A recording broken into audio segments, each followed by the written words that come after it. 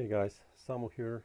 Thanks for checking out the channel and its contents. And if you feel like it, please do subscribe. Thanks so much. Enjoy the video. Bye. Really? Well, what happened with that was that Horace, we were with Horace, with Billy, Benny Maupin, John B. Williams, me, and Horace for about a year and a half constantly. In California, he broke the band up all of a sudden. He gave us 2 weeks' notice. And that's how I ended up going with Art Blakey. There was an opening there. And I think once again, Woody recommended me. That wasn't an audition. It was just come on up and play. Carlos Garnett was in the band. He had some tunes, and I knew the rest of the repertoire. I hadn't really officially thought about writing. But then Art Blakey disappeared for a while. And Mike was in town, came to town, had met Barry Rogers, and who in turn met two singer-songwriters, Jeff Kent, Doug Luban, and they were looking for a trumpet player and a drummer. And me and Billy were basically out of work. So we said, well, how about us, my brother? So that's how the band came together. They hired me and Billy, and that was the nucleus of the band.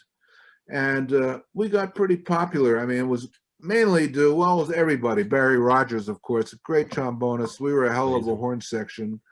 We rehearsed every day. We never wrote anything down. I wanted this to be different than Blood, Sweat, and Tears. I didn't want to just read charts, because that was part of the reason that a lot of the horn bands got boring, because it was all written out. You get to play a little solo, but then back to the whole tones, and whatever they had, you had to play the same charts every night. So we literally jammed up all the music. So, but how did the arrangements happen? Because it's still so tight. I mean, like, it's incredible. Well, we recorded everything. We brought all the cassettes home. We listened. The next day, we had the genesis. We had heard what we had done the day before. This is really true. We never wrote anything down. We just, Barry had he was the centerpiece of that, I think, because he had experience in all the Latin bands, Eddie Palmieri, foremost among them. And he was great at just thinking up lines, and we'd figure out harmony parts, or if I thought up a line, he'd figure out a harmony part, or we just had an affinity to be able to do that.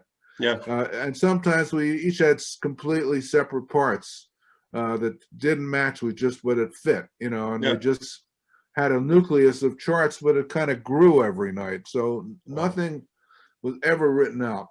There was one shout chorus that I wrote out on a tune called New York City. That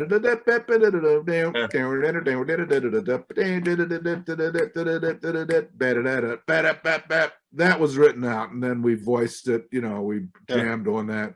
But everything else, the Doug and Jeff songs were really open harmonically, so there was a lot of room for experimentation. And that was also, then we got signed to Columbia Records and did a couple. We became pretty well-known house band at the Village Gate in New York, which was a big club. We played there quite a bit as the opening act. We were kind of the house band. That's how Clive Davis heard us and signed us to Columbia Records. We opened for a lot of comedians, Richard Pryor among them. That was always great. Really? Oh, wow. Yeah. So it was a fun time. And that led to, getting back to my original thought. But anyway, at one point in time, we had been together for a year. John McLaughlin had come to New York, and actually came to New York and was staying coincidentally at my apartment with me and Dave Holland. They needed a place to stay for the time being, and I was on the road a lot. He came to New York to play with, kind of getting out of sequence here, to play with Tony Williams, that trio. In fact, I went to their very first gig at Count Basie's. How was that like? With Larry Young. Well, I had never heard anything like that. There were only about 10 people in the audience. Me and Dave Holland went, and they played, Larry Young, John McLaughlin, who I had just met.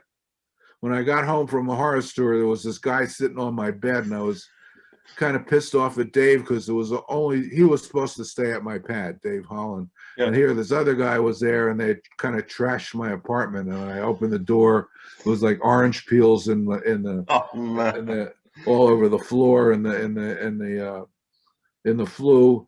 But anyway, he brought out his guitar, and I went, holy moly. We went to their first gig. They didn't stay together that long, but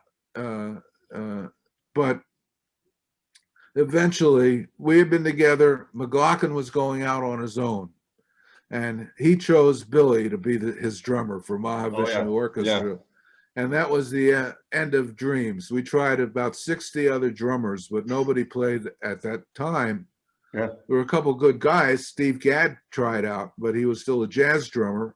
Oh, wow. Great drummer. Yeah, so sure. we finally just kind of gave up, and the band dissolved, and Maha did their first record. And I remember having it on. It was great. You know, we were still friends. When I say mad, I wasn't, really mad. Yeah. It was just, I said, but I was listening to that first record, and I remember having the thought, this time I'm really going to do it. I can write my own music. We're going to start some kind of band, and I'm going to write everything. I just felt I could do it, and I wanted to do it. I remember listening to that record, the first Maha record, and that's what I set my sights on, whatever year this was. 1973, 1974. Eventually, as you know, Maha broke up. They didn't last that long. It was all kind of personality clashes. And the next thing I know, Mike and I are back with Billy Cobham Spectrum. And when that lasted for a couple of years, we did a lot of recording. But during that period, I was writing a lot too. Yeah. In fact, the original Skunk Funk was recorded by Billy on one of the records. When I found the score, it was actually written for trombone. I had written that tune for Billy's band and a couple other things. But you remember how you wrote that one? Like where did it come from? I mean, well, that's a whole discussion, because it was like putting a giant puzzle together. A lot of it music, the Brecker Brothers music, and I remember. When I was playing, this goes back to playing with Horace, we did some kind of TV show for an educational station. The Horace Silver Quintet, and Muhammad Ali was also on the show. It was a black-owned PBS, as they say, public broadcasting system. I think the show took place in Chicago. It was actually called For Blacks Only. And they had a set which had a door above it. Instead of whites only, it said For Blacks Only. And Horace, I'll tell you about the interview first, but this is one of the greatest moments of my life. Muhammad Ali gave the first interview, and it was just great. We're standing like 10 feet from him, but during the break, I decided to walk through the For Blacks Only door as a joke. And Billy and Benny were standing there, and Muhammad Ali was kind of looking too. And I walked through the door, and he comes up to me with his fist, like kidding around like he would do, hey, and he started walking at me like this. That's the greatest moment of my life. 20 seconds. With Muhammad. With Muhammad Ali coming up to me like that. Man. But anyway, in answer to your question, then Horace gave an extensive interview. And he said the same thing, because they asked the interviewer asked him about, he had written so many tunes and what was the process like. And he also said, it's many times it's like putting a puzzle together. And that's certainly true with Skunk Funk, where I had little pieces here and there. Like Dreams, I was very careful about recording everything. I just would sit at a piano, record everything. I didn't have a multi-track recorder yet. This was in the early 70s. I had 2 cassette recorders, and I would ping pong tracks back and forth. I'd record and then play that and play something else on the other one, and got the 2 tracks and then go back to the other one. And eventually the tune came together really piecemeal. And I've mentioned this many times. It's kind of interesting. The intro that goes da-da-da-da-da-da-da-da-da.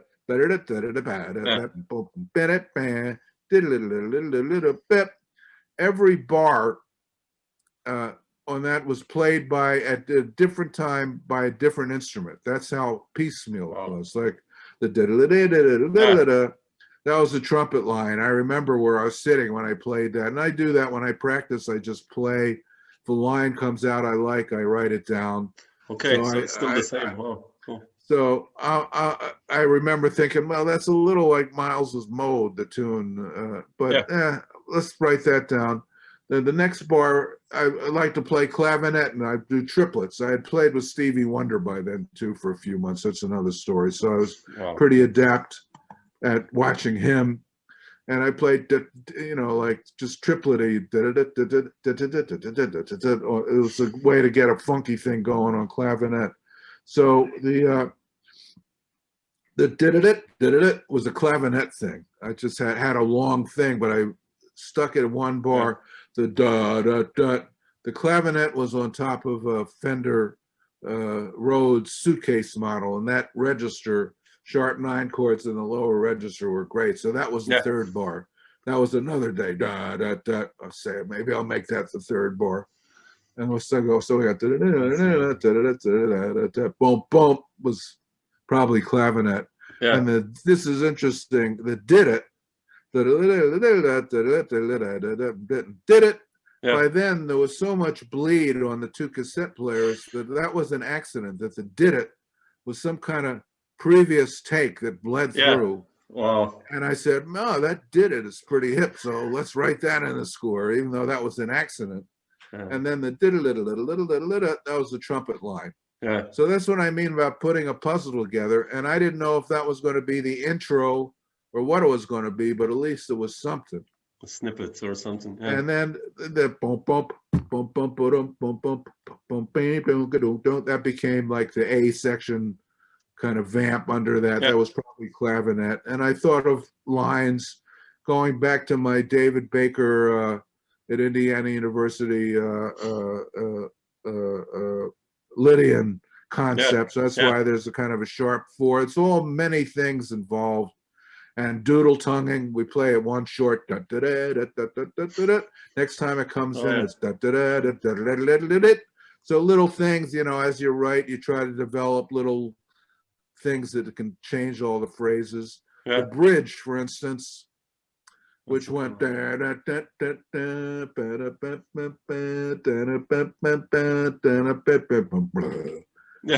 came about with the thought. It wasn't a thought. It was like just a happenstance. Don Grolnick lived around the corner.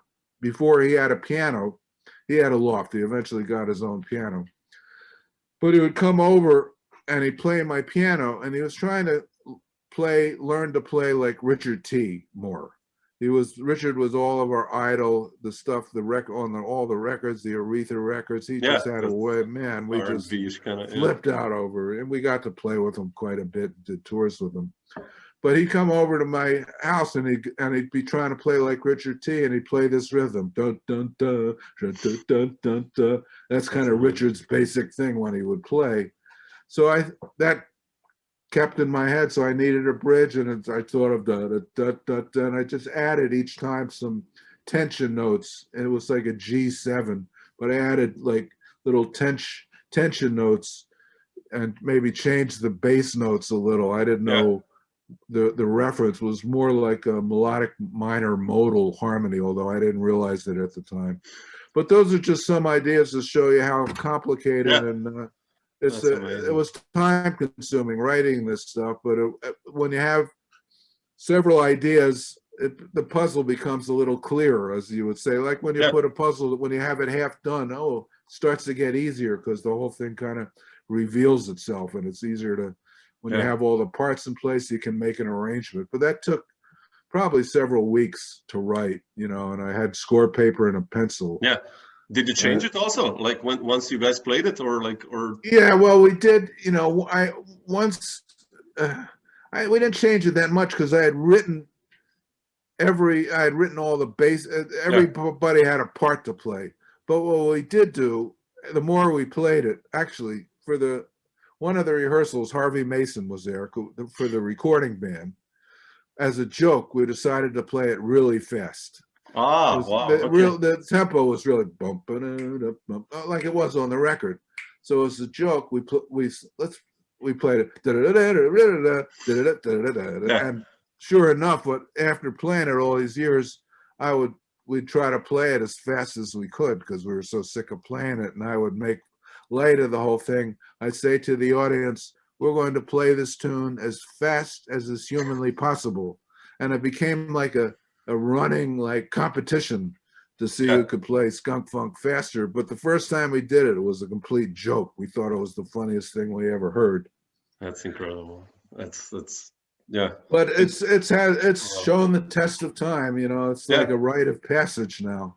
Yeah. There's a video that my good friend Louis Juritz, who's a wonderful archivist, particularly of Mike stuff. He's a saxophonist, and you can find this on YouTube. There's a version of Skunk Funk where Louis edited every bar is a different band. Wow, I have to check this out. So check that out. It's really interesting. Every bar is a different band, and so there's a lot of versions of that tune on YouTube. And in answer to your question, we had different versions. Sometimes we did it as a blues. There was one time where Mike Stern figured out a little part. I forget what it was, kind of like a Milesy thing, and I would play over that. So there are different versions, but the basic parts kind of stay the same.